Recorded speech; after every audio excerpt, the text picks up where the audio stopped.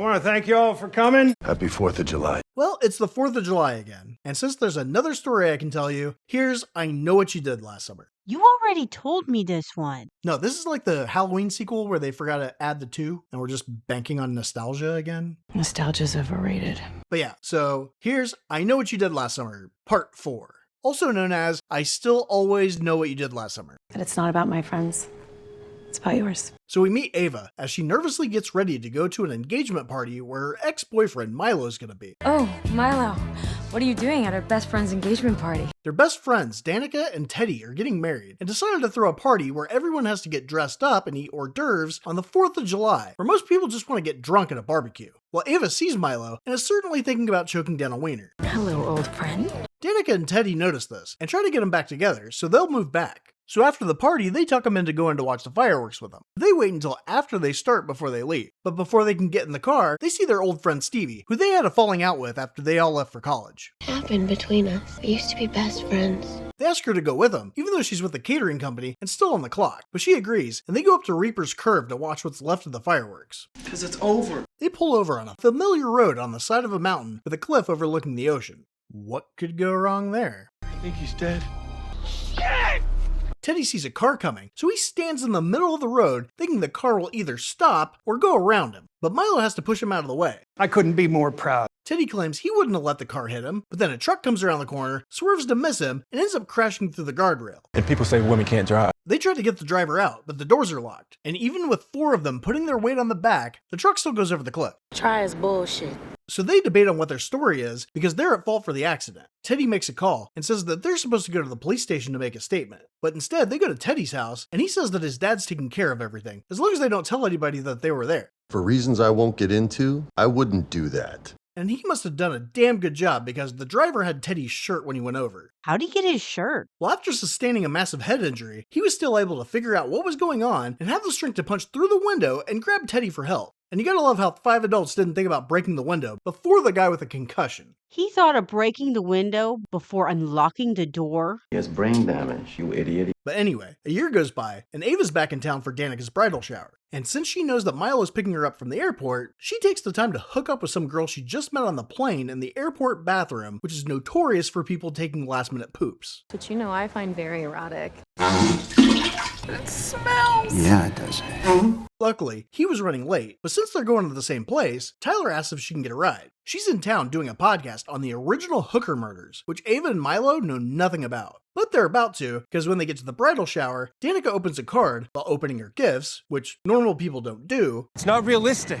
But it says, I know what you did last summer. So she thinks it's Teddy trying to ruin her life. Her fiance's trying to ruin her life? Well, apparently, Teddy couldn't handle the pressure of keeping the secret he made everybody else make, and has now turned to heavy drinking. So they broke up, and now Danica's engaged to a more functional alcoholic. It was a fine idea. The others go see Teddy, who's day drunk on his boat, and clearly not happy to see him. They show him the note, and he tells him to fuck right off. That feels extreme. That night, Danica goes to take a bath, while her fiancé, Wyatt, polishes off the rest of 2 bottles of wine, and then takes a harpoon to the back. Poor bastard. He pulls it out, but is too stupid to run away, so he gets harpooned again. Then the hooker comes in, stabs him again, and he dies. Didn't deserve that at all. Goddamn ghost. Look, the only reason the hooker was a ghost last time was because somebody bought the actual Bahamas murder hook on eBay, and somehow Ben's spirit is tied to it. And now he avenges people whose murder was covered up on the 4th of July after giving them roughly a year to confess. You've had plenty of time already. Even though it was the second hook he used, and it was never used to kill someone who was involved in the cover-up of him actually not being murdered. When you leave a man for dead,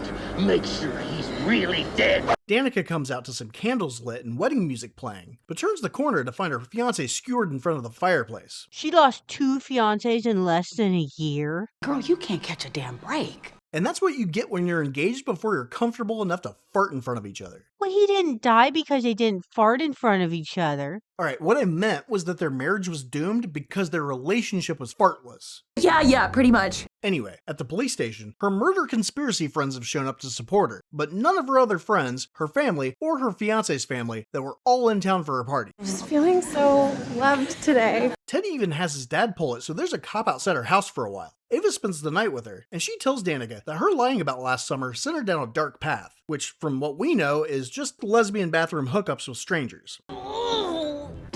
and it looks like there might be some more lesbianic vibes in the air before they go to bed. I think it's fair to say the divas are up. The next day, they get together to figure out what's going on. Danica thinks it might be some random psycho, but Ava reminds her of the card and the message written in blood above the Wyatt kebab. And she's like, oh right, forgot about that. That feels like forever ago. So they start speculating who could know about last summer and rule out Stevie's coworker, the sheriff, and Teddy's dad. So his dad's like a cop or the mayor or what? He's like a glorified real estate agent. What? Yeah, after the original Hooker murders, tourism was dropping, and so were the property values. So Grant swooped in and bought all the buildings and houses he could. Then, because it was 1997 and the internet was just a baby, he was able to get people to delete like all 4 articles that were on the internet, and somehow nobody who stayed in town ever mentioned the murders again. They tried to erase everything about this place. And because he did all that, the town's super successful again, and everyone kisses his ass for it. This place is so beautiful, it makes me want to die. But the bathroom lesbian knows about it. And that's what Milo says. Well, at least not the lesbian part, because she offered to do a threesome with him, so he knows she's at least bi. But you're right, she does know. And that's because that pesky internet thing just keeps adding stuff, so she came across it one day. Which is really weird considering she got the information from the news articles about Barry and Helen's murders, but Ray and Julie lied to the police and acted like they didn't know why Ben Willis wanted to kill him. Do you have any idea why this man would want you dead? None. So really, only Ray and Julie should know about the notes. Somebody knows now. Ava says it can't be her because she introduced herself to her. But Milo thinks maybe covering one murder spree might not be good enough for her show. And maybe she found out what they did last summer, made her presence known by positioning herself on the same plane as Ava, then choking and finger banging her in the airport shitter so she would never suspect that she was going there to do her own murder spree, copying the hooker she claims to be reporting on. You know how terrified I am of your IQ. So even though there's only like a 2.2% chance that Milo's theory is right, Ava goes to meet this potential murderer by herself. They go to this restaurant where Ava knows that they keep the spare key under a rock on the utility box. Perfect camouflage. Inside, Tyler's acting half like she wants to kill Ava and half like she wants to go around too. But when she goes upstairs, Ava sends a text to her group chat called "Don't Get Murdered" and asks for backup. Help! Help! It's happening! The attack is on! Send help! Army, Navy, guns, Marines! Somehow, the hooker snuck into the room, and she tells Tyler it isn't funny. But Tyler yells from upstairs, and now Ava knows she's fucked. And not in a fun way. She gets to a knife in the kitchen and slashes his arm, and then knocks him down so she can get in the walk-in. There's a window, and she doesn't see him get up. So when she opens the door and he's not there, the only explanation is that he army crawled away. That's not possible. She gets to Tyler, but a cage drops on her, and instead of lifting it off of her, she tells Tyler to run. Well, where would the cage come from in a restaurant? Do they have dancers or something? It's a seafood restaurant in a fishing town. Completely different cage, completely different fish smell. Yes, stupid. What were you thinking, man? Somehow, all the doors are locked, including the emergency fire exits, so she goes up a dumbwaiter. There's a lot of similarities to 1997. The hooker tries to hook her legs as she pulls herself up, but she gets away. And that's when Stevie shows up, but she can't get in. Ava's frantically unscrewing the cage, and never once just tries flipping it over. But she gets out and unlocks the door, only to go outside as Tyler's body falls out of the window, with a makeshift noose around her neck. Oh god, it was sick. Everyone saw it. How am I supposed to explain that scene to my children? She also knocks the sign off the wall, showing that this was the store that Helen and her sister got attacked in. Duh. As if the mannequins that haven't been moved out of the attic in almost 30 years weren't enough. Yeah, but you don't have to be an asshole about it. The cops won't give them answers, so Ava goes to see Julie, who automatically assumes that Ava and her friends are pieces of shit instead of there being the possibility of a copycat.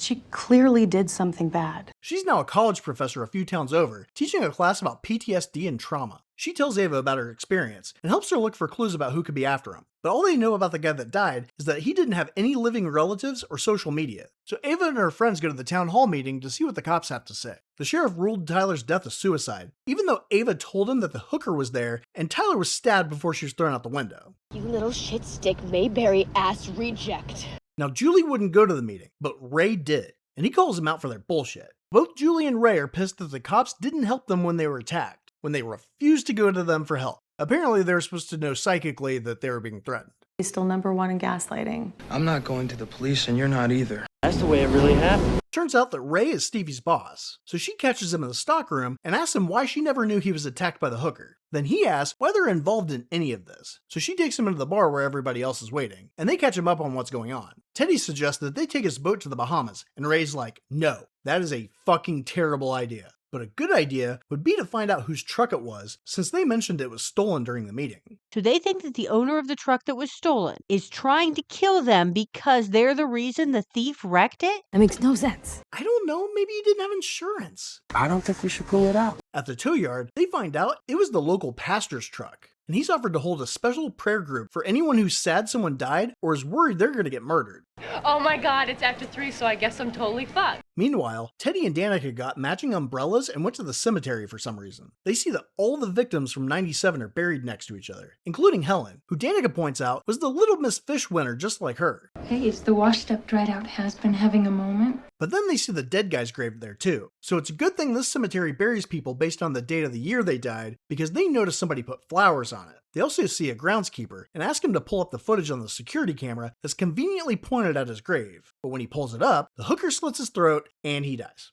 This is fucked up, man. Teddy goes to check on him, and that's when the hooker sneaks up on Danica. He kindly waits for her very delayed survival instincts to notice him very closely behind her before he attacks. But she manages to get away to a maintenance tunnel and hides under one of the parade floats. Why would there be parade floats in the cemetery maintenance tunnels? I don't know. Where do you park your parade floats? Your ass. Anyway, Danica's hiding under the Little Miss Fish float, and the hooker comes in. Without her making a sound, he stabs just in front of her and grabs her. Then he knocks her ass down, and just as he's about to stab her, Teddy pushes him off the float, and he fucks off. This is why we broke up. He's petty and emotionally stunted. Julie starts hearing noises outside of her house, and for someone who's gone through as much shit as she has, only grabs a pair of scissors to defend herself. People are always trying to kill that woman. But it turns out it's just Ray, who showed up to give her shit about giving Ava advice. Like he didn't do the same shit. But that's ended by them both getting phone calls about the attack on the cemetery parade float. You sound like a bunch of vigilantes. They're all staying together, and Danica is insisting that Teddy sleep with her since he already saved her once tonight and is flashing his abs. Didn't her fiance just die? Isn't it a little early to be banging somebody else? Not if somebody's trying to kill you. There's nothing wrong with getting one last hurrah.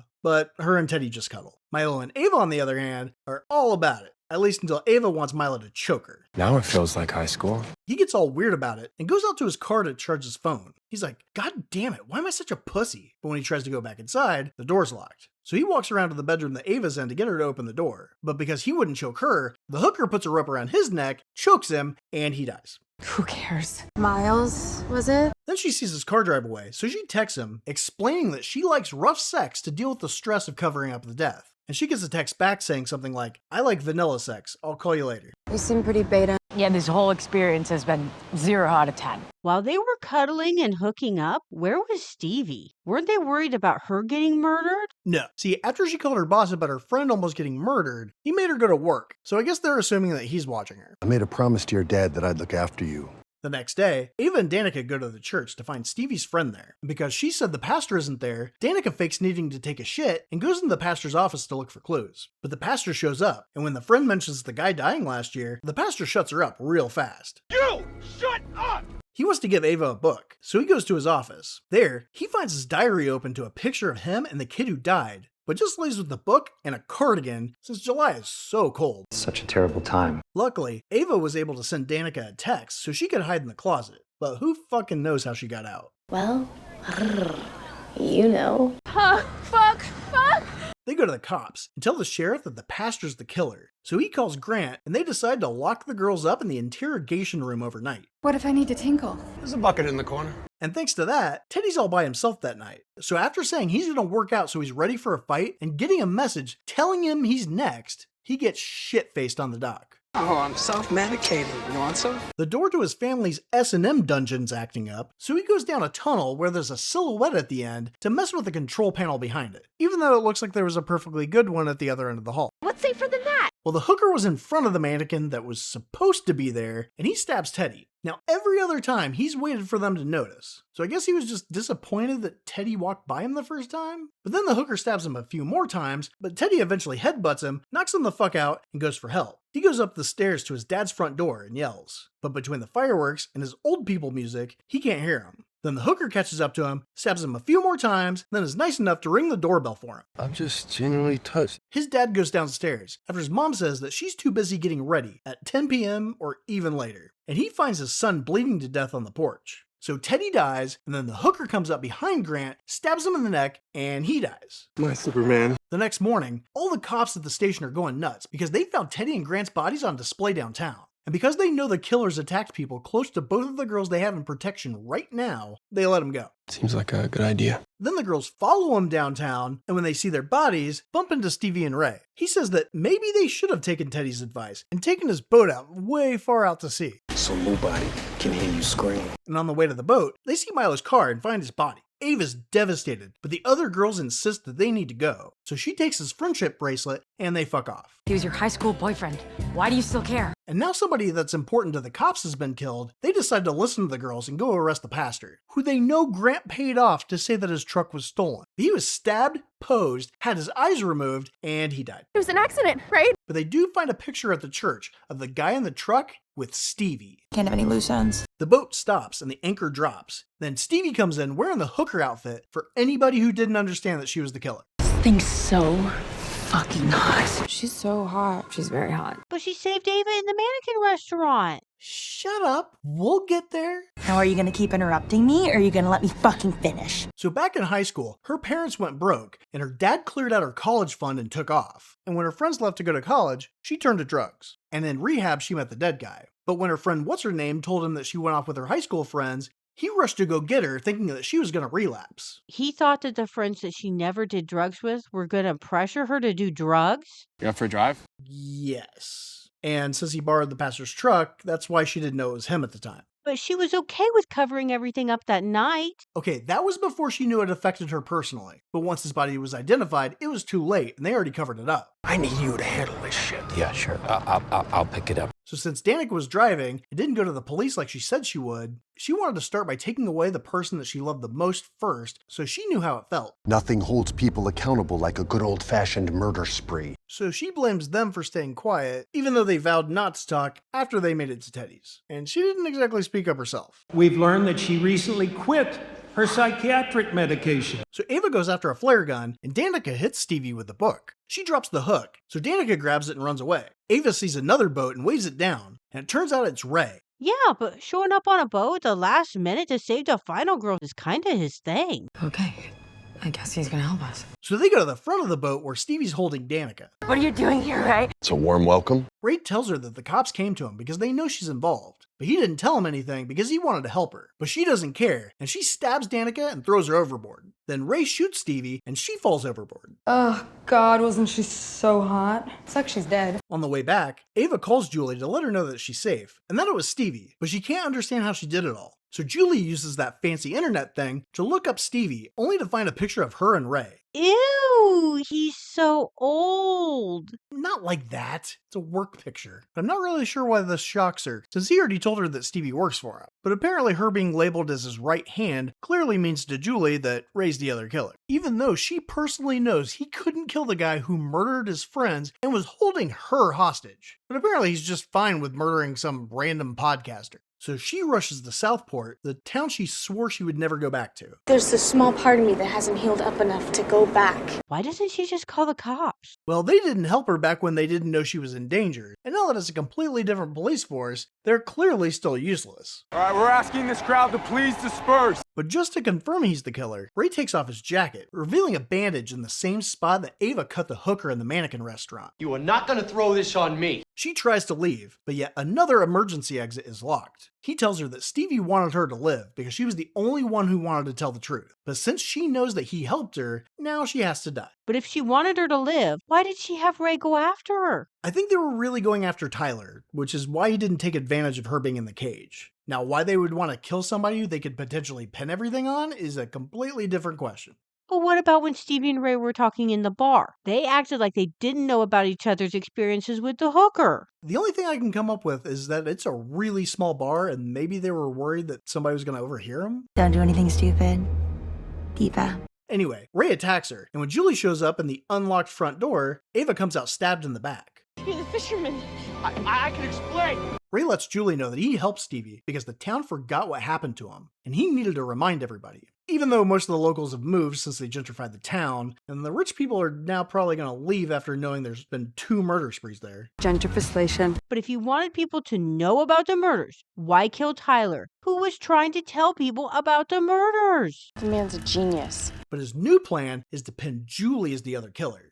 I'm gonna hook you! So she says her stupid little line. What are you waiting for, huh? Isn't that nostalgic? And then Ava shoots him with a harpoon gun, and he dies. I was really hoping you were going to say that. Later, Danica washes up on shore because her best friend didn't even bother to look overboard for her body when Stevie was shot only 30 seconds after she got thrown over. I love you so much. But since the writers don't know anything about sharks or being attracted to blood in the water or even how oceans work in general, Danica and Ava end up at the same hospital where they discuss Stevie still being alive because Ray staged the shooting and they think they should track her down and kill her as a power couple. I think you're my soulmate. You're my soulmate. Okay, I'm fine with Ray being a killer. But how the hell did he just happen to be in the same situation? Oh, simple. See, he just happened to befriend somebody who was such a piece of shit that he would steal his daughter's college fund and fuck off. But not such a piece of shit that he wouldn't make his friend, who's dealing with losing the love of his life because they have a shit ton of trauma, swear to take care of his kid. Then Ray had to do a shit job of looking out for said kid while she became an addict because her friends moved on without her. Then he also had to suck while she went to rehab and fell for some dude. So when that dude died, she didn't have anyone else to turn to, except for the friends that killed him with her. Oh, he just happened to be obligated to help someone who just happened to find themselves in the exact same situation he was in the exact same spot. Correct. Nothing weird about that. It doesn't feel like a coincidence, but it also doesn't make sense. Then, once she wanted revenge, he decided to keep his promise to the shit dad. So he told her about almost being murdered and how they could use this to go on a murder spree of their own. And since Ben Willis started off by killing Max, he figured they should kill a few innocent people too. Which seems strange because when he tracked Julie down in the Bahamas, he was totally pussing out killing Ben when Julie was about to be murdered. But now he's apparently totally fine with killing an innocent woman begging for her life. It's pretty crazy that all of this could have probably been avoided if men just went to therapy. Unfortunately. You're such a grumpy tuna. Are we done? You can stay, you know. Just putting it out there. Literally, I was thinking the same thing. This is real. Yeah. I think we should all agree on that before we part ways. So selfless. I'm so glad you asked. What are you waiting for? God, you feel that? This energy just makes my dick hard. God, yes, I love y'all.